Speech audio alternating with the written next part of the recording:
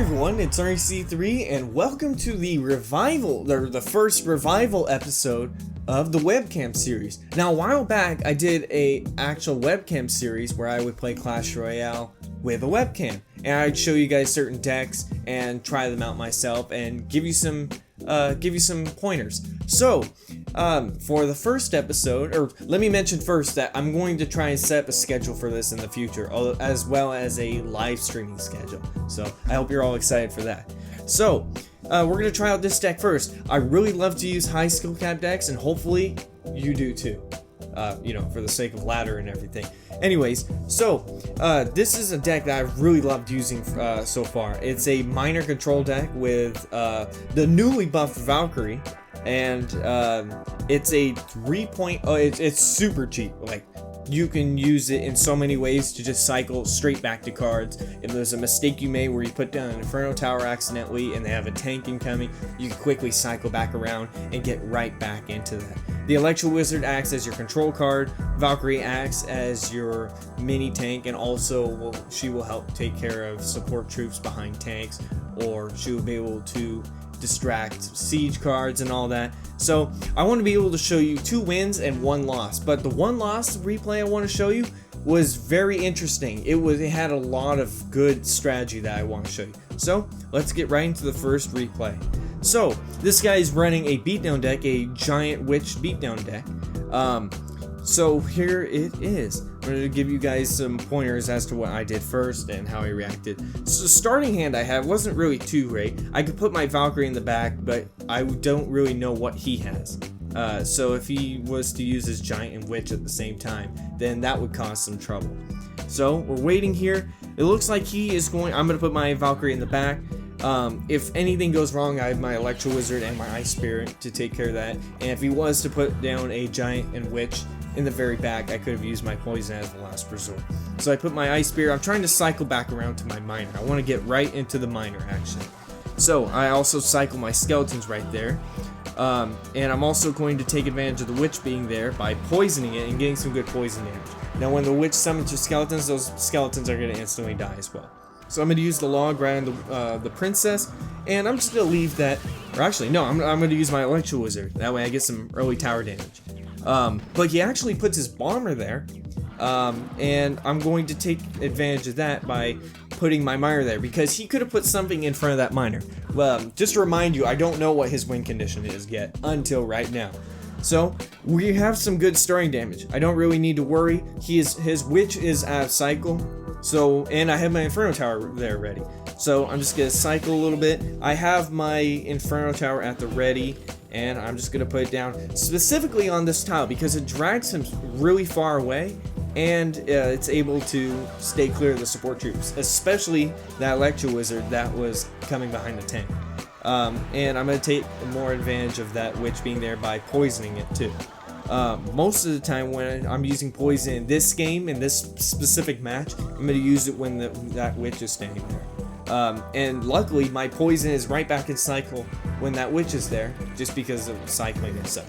I'm going to put my miner there. That tile specifically is the anti-tornado tile, so if they try and tornado your miner over there, it won't work.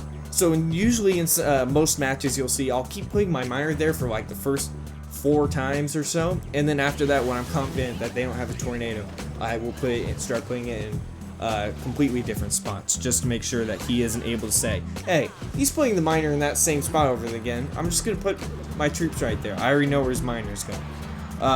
And I'm going to take advantage of the poison being there by poisoning right in this spot. Now it's going to affect not only the witch, but the miner, or no, the bomber as well. And I'm getting ready to put down another Inferno Tower right there, and put the Valkyrie right here too. Now we're going to run in a little trouble here, because I'm going to log that princess in a bit, right about now. Right about now?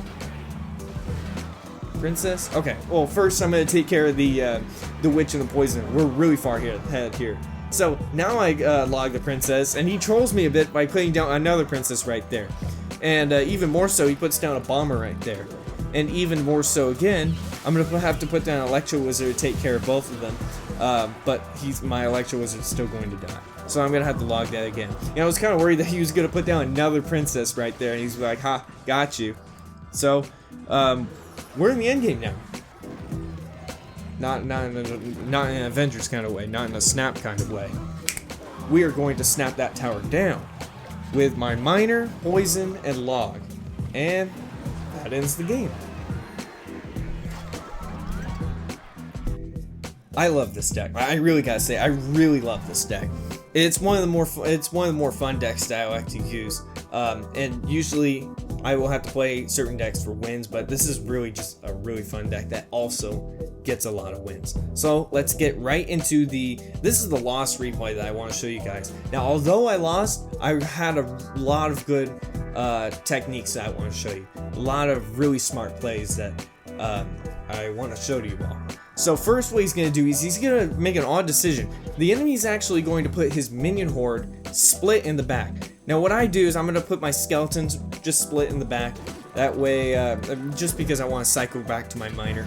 And I'm going to put my ice spirit in the center, and if you take a look, it takes care of those minions just fine. He's going to use a baby dragon on my miner, and he's also going to push right now with the balloon. Now, this was a bit tricky, but I was able to use my Valkyrie to tank for the baby dragon.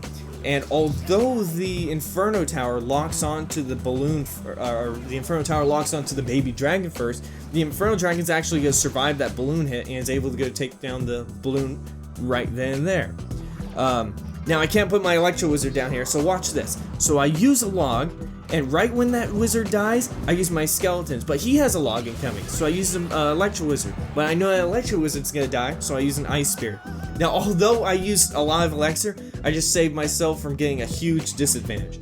So also, instead of putting my Valkyrie down right in the middle of the skeleton army and taking all that damage from the initial hit, or from the initial hits, I'm just gonna deal with her just like that. I'm going to put a miner here. It splits up the minion horde, and I also use the quick tips skeleton pull to pull those skeletons away and split them in between lanes. However, I also do this. I take advantage of the Electro Wizard split attacking to take care of those minions, because if I left them alone, they still would have dealt a good amount of damage, especially if you just had 3 minions alone on your tower. So what I'm going to do here is I'm going to use an Ice Spirit here, right in that back, so it has time to travel, and then I'm going to use my Valkyrie to absorb the hits. Now what I'm planning to do is I'm planning to use that Valkyrie to absorb the minor damage. Although the wizard does land damage. So he's coming up with a counter push. I believe he's going to get ready with his balloon push, and things are going to get really tricky here. So I cycle my skeletons in the back, and I use my log to not only bump the mini P.E.K.K.A back, but to unintentionally get that, not that bread, but the wizard and the skeleton army. And we took care of that like a champ. We got that all down pat. So he's for some reason he's letting my miner attack, or he's just letting that go down. Now when I saw him ignore that miner, just put his baby dragon in the back, I thought he was getting right ready for a push with the balloon and the baby dragon. However, he puts his wizard in the back, so he was probably just cycling. So right then and there, I need to get some more poison damage just so I get a better lead, and I'm able to also log the wizard so that I'm able to finish it off. Now things get a little tricky here because he put his minion horde at the river, so I'm not able to take care of the balloon. But if you take a look right there, we're able to take care of that balloon. Obviously, I gotta use Electro Wizard here so that it doesn't take too much. It doesn't take too much of a toll on my tower. And I use my miner in the back this time. Now I'm starting to switch up my placements. Now that I know that he doesn't have a tornado in his deck, because tornado can be pretty deadly for the miner. So things are getting a little tricky again with that mini P.E.K.K.A and wizard, 2 high damage units being in the way. I'm gonna have to. I try to use my skeletons just to stop that miner from. Not the miner, the mini P.E.K.K.A from landing swing. And the balloon goes down, and the ice spear goes down too. Now this was a weird move, but I kind of had to do it because otherwise it would deal way too much damage. But I had to poison those last minions because. Otherwise it just would have taken way too much damage. And you'll see here that it did have a benefit. Although I lost in the end, it did have a benefit because he did have a rocket, and those minions would have finished off the tower immediately. Thanks to that minion damage, the rocket would have just one-shot my tower. I try and cycle a little bit more. I cycle really fast. In fact, if I had done something like this, knowing that I already knew his cards, if I had done something like this in the beginning, I would have probably been able to win the game.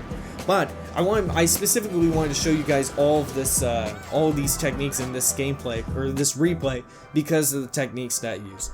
So we're gonna go into the last replay, which is right here, into a dirty deck matchup. Now this was an odd matchup. It wasn't an odd matchup, it was just an odd game overall, because this guy was he was using lightning on my 1 Elixir skeletons. He was zapping my 1 Elixir skeletons, and then later he tried to lightning them. Like, he was really stingy. So I used my miner in the beginning, used his Electro Wizard appropriately to take that damage off. Because when you use the Electro Wizard on miner, he stops targeting the tower and the miner starts to target the Electro Wizard instead. So he puts his wizard in the back. He's already preparing for a push, and I already know that he has a dirty deck, because usually, non-biased, but usually wizards relate to some kind of, dirty deck.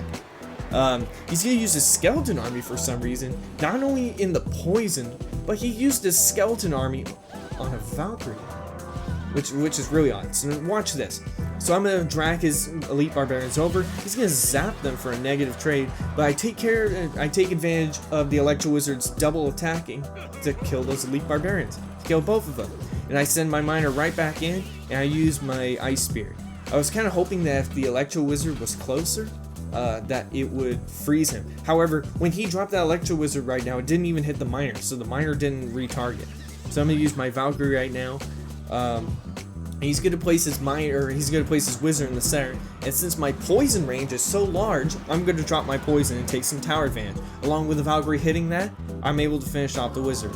And I just logged that just because I was thinking of using my 1 Elixir skeletons to pull him over and to kill the skeleton army, which it would have perfectly worked. However, I do know that he has elite barbarians, and I want to take advantage of killing them for a positive trade. Now that I know he does have a tornado, I put my miner in that inner tile, and look at this. He tornadoes all the skeletons despite me having a Valkyrie, which works out pretty well. But if I'm confident that he doesn't have a tornado, I like to put the miner on that inner tile. But it has to be on that specific tile, because if you put one tile up, both towers can target the miner, and that is a no-no. This was kind of an unintentional Electro Wizard placement, so, I mean, also on the left-hand side, I'm just gonna let that wizard take its toll. I just need to cycle a little bit more now. Now that I know that he hasn't used Scar Me in a while, I was trying to bait out his poison by using that log. So here come the elite barbarians in the beginning. Now I use an ice spirit here, and for some reason he logs my skeletons, or he was just trying to log anything at that point, even though he knows that I have a Valkyrie. I think he might have tried to use it on the Valkyrie just to get any damage he could, and on the anti-tornado tile, it does absolutely nothing. And also, when he made that Electro Wizard target, the miner was able to kill him off with the help of the poison. So, we're in the end game now. So what I do, it's kind of ballsy, but what I do is I just start cycling and putting down certain units. I put down my Inferno Tower in case he uses something in the left-hand lane, and I just start cycling cards. So, I place both skeletons on each side. Here come his elite barbarians, but I really don't care too much. I'm just going to go on the opposite lane. When those elite barbarians do come, I'm just going to use skeletons to pull them. Again, I hope you guys really like my pimped out skeletons. And I just use the Electro Wizard. He actually does pull the miner over to the tower, but no use there because we get a win. And with Gold Rush, we get a lot more gold too, which is very helpful. In fact, if you actually combine the Gold Rush gold with the gold, or with the victory gold you get in the shop, you get a whole lot of gold. I think I got like 900 gold in a match or so, which is of course very helpful. So thank you all so much for watching. I hope that you guys will enjoy this future series, and I hope that I can bring this series to you all as often as possible. So take care, everyone.